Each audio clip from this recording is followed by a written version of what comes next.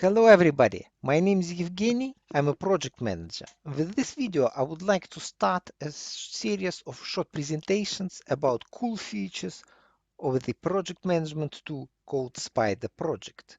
I have discovered Spider several years ago for myself, and I came to conclusion that it has several extremely remarkable features which are either not present or function better than in comparable project management tools.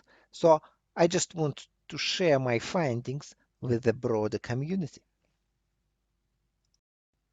Before we start talking about cool features of Spider, let me briefly tell you what the Spider is, how it looks like, and how to get it. Well, Spider project is produced by a Russian Moscow-based company, Spider Project Team. If you go to their website, which is available in English and in Russian,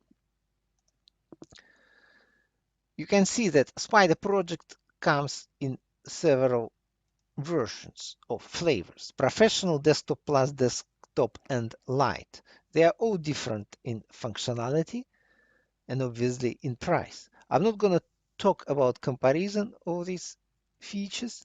I can tell you that you can go and download Spider demo, which is also available in several flavors and in several languages, namely English, Portuguese, Romanian, and Russian.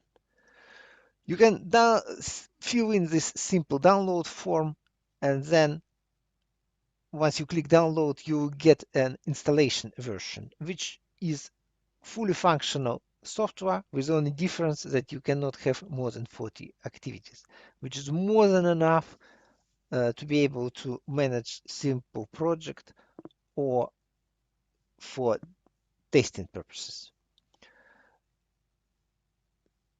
I have already installed Spider on my desktop, and I can show you how to start working with it. Once you install it and open, if you go File, Create New Project, it comes with a few questions like data date, which is effectively start date.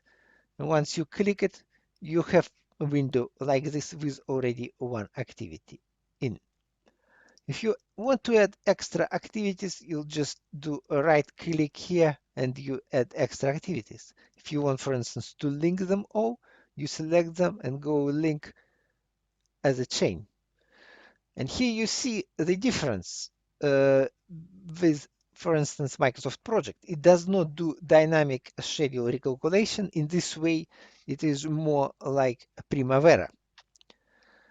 If you want to do scheduling, you press this button and here we go.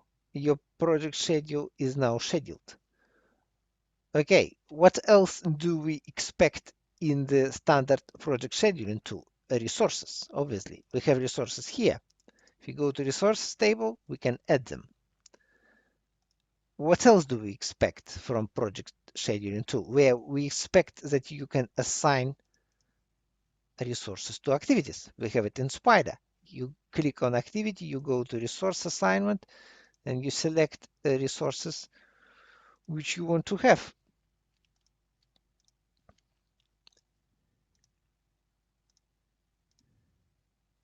On each of the activity.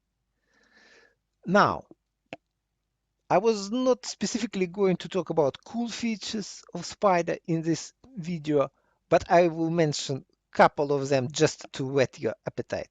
First of all, on interface, you can see that resource assignments are shown underneath activity, and you can hide them, and then you can show them again. In a most, or probably in all of other project scheduling tools I'm aware of, assignments are shown here in an extra column, which becomes a bit clumsy if you have many resources assigned to one activity. But this is more cosmetic feature. If you really think of a cool features, you need to think of links table. So you can see Spider can show you dependencies or links or relationships table, whatever you want to call them. In Spider, they are called links. No other project scheduling software I'm aware of has this feature. And you can see that for each of the links, you have quite a lot of information available. You can also add note for each of the link. There are also a lot of parameters which Spider calculates about a link. One can ask, why do you need this? Well, there are several reasons. First of all, you can explore logic of schedule better. And secondly, for instance, how can you compare two different versions of the same schedule if you don't compare their links table? You can see schedule can be exactly the same, or it can look exactly the same. But if a links table has changed, then logic of the schedule has also changed, and it's important to understand that. I think this was what I wanted to say as a part of first video. I hope soon to be able to produce new videos which will cover some of the features which I find really cool here. Thank you for watching. Bye.